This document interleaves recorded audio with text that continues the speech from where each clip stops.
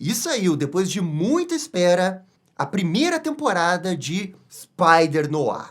Nicolas Cage está de volta no papel do Homem-Aranha Noir, numa série que realmente surpreendeu com a sua estética. Mas será que só isso é o suficiente para fazer Homem-Aranha Noir uma boa série? Então, pessoal, eu assisti aqui aos 2 primeiros episódios do Spider-Noir, e desculpem, eu não vou conseguir não chamar essa série de Homem-Aranha Noir. Eu sei que tecnicamente não é Homem-Aranha Noir, mas dane-se, é Homem-Aranha Noir. O primeiro ponto que eu acho que vale a pena destacar é que a Prime Video, ao contrário do que fez com Invencível e também The Boys, decidiu divulgar todos os episódios de uma vez, para fazer maratona mesmo. E por causa disso, não tem como a gente fazer vídeo de análise episódio por episódio. Eu até gostaria, mas não tem como, já que todos os episódios estão disponíveis. Do lado do youtuber, de quem faz conteúdo, com certeza não é uma coisa boa, mas olha, considerando a série, o formato que ela foi pensada e essa história que eles elaboraram aqui, eu acho que essa é uma daquelas séries que vale a pena ser maratonada mesmo. Até porque eu não tenho certeza assim, se teria tanto hype essa série um episódio por semana, sabe? Mesmo sendo uma série do Homem-Aranha e com Nicolas Cage, eu tenho minhas dúvidas se a galera iria voltar toda semana para ver essa série. Agora, dito isso, os 2 primeiros episódios foram bem positivos. Na verdade, os 5 primeiros minutos da série foram bem empolgantes, mostrando várias cenas do Homem-Aranha fazendo seu web swing por uma Nova York da década de 20 ou 30. Só que aí, o Homem-Aranha Noir, que nessa série aqui se chama Ben Reilly, ele falou um negócio que me deixou muito preocupado, porque logo no início ele larga o manto do Homem-Aranha porque sua esposa morreu e ele falhou em salvá-la. E aí deu medo, hein? Deu muito medo de ser aquela série que ele vai ficar uma temporada inteira até voltar a ser o Homem-Aranha. Felizmente não temos um Surf Drácula aqui. Não, é série do Homem-Aranha no ar. Já no segundo episódio ele vai estar usando a roupa do Homem-Aranha. Então não tem que se preocupar com ser Surf Drácula. Embora ali bem no início eu tenha ficado preocupado. Aliás, que coisa boa é a gente ter uma série com uma abertura de respeito, hein? Nós precisamos ter séries e filmes também, com aberturas como essa. Talvez eu esteja exagerando aqui, mas deu uma vibe de abertura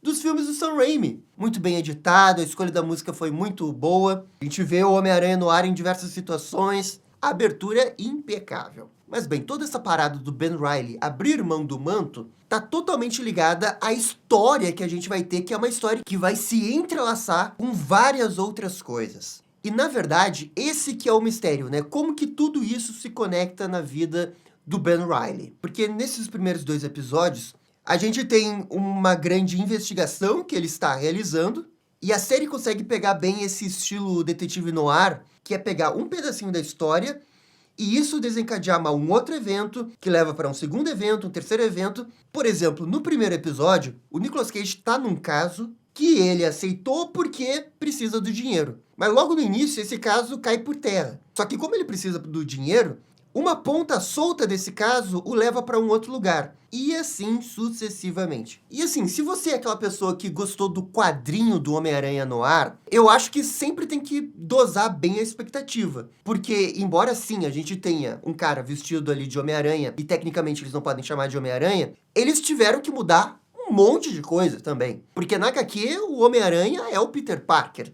Com toda aquela parada do tio Ben, o jeito que ele ganha os poderes também é meio maluco. Mas aqui, pelo que eu entendo, né, não podem citar o Peter Parker. E aí, né, tem que achar um outro personagem. E sobrou aí pro Ben Reilly e o Nicolas Cage. Por ele ter um nome como Ben Reilly, né, que é o clone do Peter Parker lá na saga do clone. E logo no primeiro episódio, eles criam uma correlação do Ben Reilly com os vilões, já que eles participaram numa batalha da Primeira Guerra Mundial, eu imagino que eles possam tentar algum tipo de plot twist envolvendo, né, quem que é o Ben Reilly. Mas como eu não vi os outros episódios, eu não sei o que realmente vai acontecer. Se eles fizerem direitinho esse mistério, o desdobramento desse mistério, pode acabar sendo interessante. Porque assim, ó, com certeza eles iriam querer usar o Peter Parker. Mas como não pode usar o Peter Parker, talvez eles tenham feito uma limonada em cima do limão. Eu tô partindo do pressuposto que eles fizeram alguma coisa interessante com isso. E não ser o Ben Reilly só porque é o outro Homem-Aranha que eles podem citar sem ter problema. A série tem esse mérito aqui, muito bom, excelente na verdade, de conseguir nos transportar para 1928, 1930. Os figurinos, o skyline da cidade, os prédios, as decorações e os carros. Tudo isso ficou bem feito e não parece mesmo que é uma série com baixo orçamento. Até porque aí entra a outra coisa que talvez seja o grande mérito dessa série, que é a fotografia. Assim, ó, realmente, a série é bem filmada, procura uns ângulos diferentes, tenta ter essa vibe no ar, né, como se a gente estivesse assistindo um filme antigo de detetive, e sinceramente eu acho que eles conseguem muito bem emular isso. É perfeito, perfeito? Não. Mas eu acho que, considerando que é uma série de super-herói, é uma boa emulação. Entre a versão preto e branco e a versão colorida, não tenha dúvida que a versão preto e branco é bem melhor. E assim, eu até peço desculpas porque todas as imagens desse vídeo estão coloridas, porque vocês não têm noção como foi difícil encontrar o episódio. Só achei versão colorida. Mas olha, teve uma coisa positiva nisso tudo, porque ao editar o vídeo, eu pude perceber que a versão colorida não é tão ruim assim não, hein? As cores de algumas cenas, olha, deixam no chinelo várias outras coisas que a gente tem colorida nos dias de hoje, hein? E quem poderia imaginar que o Spider-Noir seria bom colorido? Claro que a versão preto e branco é melhor, tá? Não se engane, preto e branco melhor. Mas a colorida não fica muito atrás, não. Mas é aquele negócio, né? É uma emulação de como que era feito. Eles até podem acertar nos ângulos, no contraste, nas sombras projetadas pelas luzes, mas a textura da câmera vai ser sempre diferente. É uma câmera digital, é muito diferente das câmeras antigas. E você vai perceber que, bem, a estética poderia ter dado um passinho a mais, sei lá, ter realmente usado uma câmera antiga, para realmente ser uma estética muito, muito foda. E além disso, tem a questão da iluminação.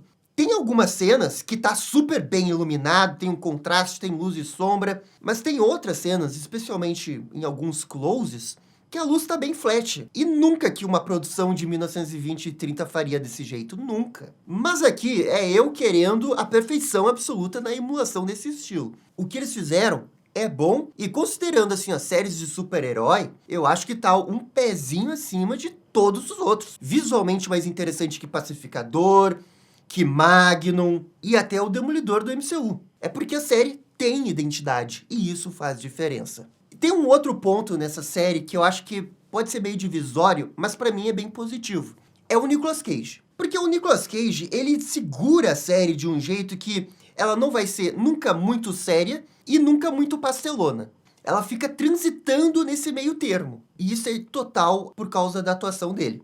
É o jeito que ele reage a algumas situações, o jeito que ele quebra o clima no momento mais tenso, quando no episódio 2 surgem esses dois brutamontes atrás dele. Diversas vezes isso aconteceu ao longo dos 2 primeiros episódios, e eu tenho certeza que isso acontece nos outros também. Pra mim isso funciona porque é o Nicolas Cage, sabe? Se fosse qualquer outro ator tentando fazer essa mistura de estilo, eu não sei se iria funcionar. Só que, ainda sendo o Nicolas Cage, eu acho que vai ser divisório entre a galera. Porque por ser uma série noir, uma série que se passa durante a Grande Depressão dos Estados Unidos, ainda mais em Nova York, você esperaria que eles tomassem rumos bem mais sérios, mostrassem mais as dificuldades da população naquela época. E isso é pincelado, pelo menos nos 2 primeiros episódios. E esse é o ponto que acho que vale a pena comparar com o quadrinho. O quadrinho é bem mais pesado, é bem mais sério. O primeiro, pelo menos, foi o que eu li. São só 4 edições, você lê em 2 horas, se quiser. Mas isso realmente é uma coisa que a série, ela parece não se comprometer tanto como o quadrinho. Pra mim, o quadrinho tem esse grande mérito de ir lá na década de 30 e tocar o dedo na ferida com os problemas que os nova-iorquinos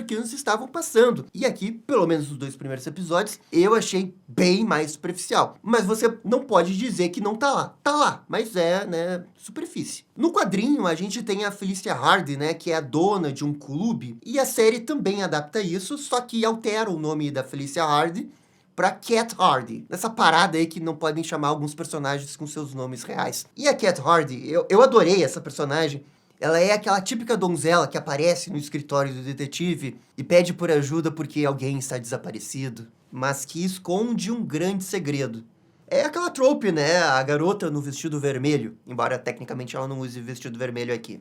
Isso é muito clima no ar, não tem como negar. Mas de longe, o que eu mais gostei dela são as interações com o Nicolas Cage. Porque eles ficam se flertando, é um vai e volta, muito típico da época, e o diálogo tá bem afinado. O Ben Reilly sempre tem a frase perfeita pra deixar ela irritada, mas ela também dá a volta por cima. Então é um vai e volta bem divertido, que eu acho que tem tudo a ver com esses personagens no ar. Bem, além disso, nós temos dois outros personagens que acabam sendo mais importantes. A gente tem o Robbie, que é o típico jornalista empenhado em fazer o seu trabalho, que tem uma boa relação com o herói. No caso, ele até sabe que o Nicolas Cage era o Homem-Aranha no passado. Ele tá fazendo sua própria investigação e a série faz um bom trabalho em estabelecer que ele tem seus próprios motivos. Ele persegue uma matéria que o próprio Nicolas Cage disse que ele não deveria perseguir, só que como ele precisa do dinheiro, ele precisa de um emprego, depressão, né, aliás, ele precisa fazer essa matéria. E isso cria esse outro núcleo que a série precisa. Porque se não tem esse núcleo do Robbie, cara, ia ficar basicamente a série alternando entre Nicolas Cage e uma cena dos vilões. E poderia ser meio chato, só um vai e volta entre herói e vilão, sabe? Então você precisa desse terceiro elemento pra, pelo menos, dar mais personagens pra série. E você também tem a secretária do Nicolas Cage, que é a Janet. E ela é aquela típica personagem secretária destemida, que vai fazer o que é necessário, que se importa com seu chefe. Como personagem, ela agrega mais nessa parte cômica, porque ela tem boas interações com o Nicolas Cage. Ainda assim, ela vai ter seus momentos importantes pra história, que ela também faz parte da investigação. Eu falei que a série pincela um pouco essa parte da depressão, mas na parte das motivações, todos os personagens também estão fazendo as coisas por dinheiro. Então é legal ver que até mesmo a secretária, ela pede demissão várias vezes porque ela não pode ficar com um cara que não pode pagar ela. E o Robbie quer fazer a matéria que ele não quer fazer, mas ele precisa do dinheiro. Eu sei que precisar de dinheiro é uma motivação um tanto clichê, porque todo mundo precisa de dinheiro, mas nesse caso tem um contexto histórico que afetou muito Nova York naquele período. Por isso que eu acho que ganha uns pontinhos a mais também. O grande vilão dessa temporada,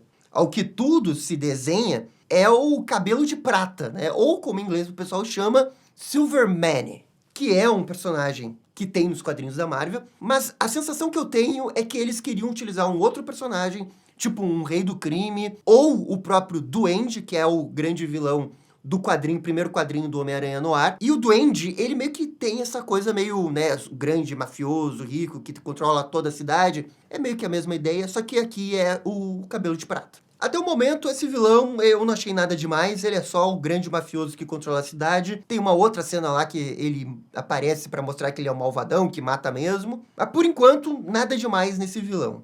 E aí nós temos os outros vilões do Homem-Aranha. A gente tem o Flint Marko, né, que é o Homem-Areia. Tem esse personagem que é o Jimmy Edson, que é um cara que controla chamas, que eu acho que é pra ser o Homem de Lava, só que aqui ele tá com outro nome. E também tem o Lonnie Lincoln, que é o Lápide. Até o momento, não chamaram nenhum desses personagens com seus nomes de vilões. E eu nem acho que vão. Talvez por direitos autorais também. Essa parte desses vilões que acaba sendo até mais interessante pro lado dos antagonistas, porque todos eles compartilham o mesmo background, já que eles participaram dessa mesma guerra que o Nicolas Cage. Então tem um mistério em desenvolvimento aí que eu acho bem interessante. Agora, infelizmente, tem algumas coisas um tanto quanto estranhas. É onde pega mais o orçamento da série. Eu achei que o visual deles não é tão interessante assim. O suposto Homem de Lava, que mais se parece com o Tocha Humana, aparece muito pouco, então nem dá pra julgar tanto assim, mas o do Homem-Areia eu achei bem fraco. É tipo um pouquinho de maquiagem aqui, outro pouquinho aqui, talvez um CGI na mão, mas Homem-Areia, não, é mais ou menos, sabe? Mas com certeza, do lado dos antagonistas, eles acabam sendo mais interessantes do que o Cabelo de Prata. Agora, quanto às cenas de ação, eu fico um pouco dividido. No primeiro episódio tem a luta com o Homem-Areia, que eu achei bem qualquer coisa. Tirando a vibe noir que leva até a luta, que eu gostei, o resto eu não posso dizer que eu gostei tanto assim. A luta em si, sabe? Mas tem coisas legais aí nessa luta, tipo, o Ben Reilly cai do prédio e aí ele usa as suas teias, finalmente. E é uma cena rápida, mas bem feita ali dele usando os poderes. E aí no segundo episódio, sim, tem uma luta ali com ele vestindo a roupa do Homem-Aranha no ar, e já é bem mais interessante, já é bem mais legal. E eu espero que a partir de agora, ali, a partir do episódio 3, que eu vou começar a ver depois, as cenas de ação fiquem mais elaboradas à medida que a história vai avançando. No geral, assim, ó, eu acho que essa é uma série que a gente gosta de ver. Olha como é muito mais interessante você fazer uma história de um Homem-Aranha não precisa ser o Peter Parker, pode ser o Ben Reilly na Grande Depressão, porque tem coisas legais que você pode fazer. Mesmo sendo um roteiro básico, mas é um roteiro básico bem feito. E aí você vai ter a estética, o Nicolas Cage, que dão aquele up necessário pra série ser, sim, divertida. O ruim é se você compara com o quadrinho. Aí eu acho que tá abaixo do quadrinho sim, tá? Mas eu prefiro 1 milhão de vezes essa série, até com baixo orçamento, que em algum momento dá pra ver, mas em outros momentos não dá pra dizer mesmo que é baixo orçamento, do que assistir os filmes dos vilões do Homem-Aranha no cinema.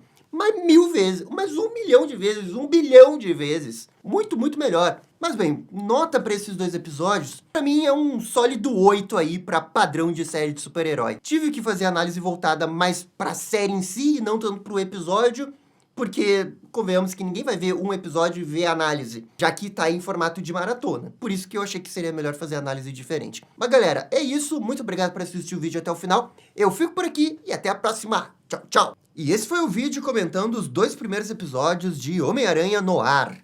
E aí, gostaram? Não gostaram? Deixem suas opiniões nos comentários.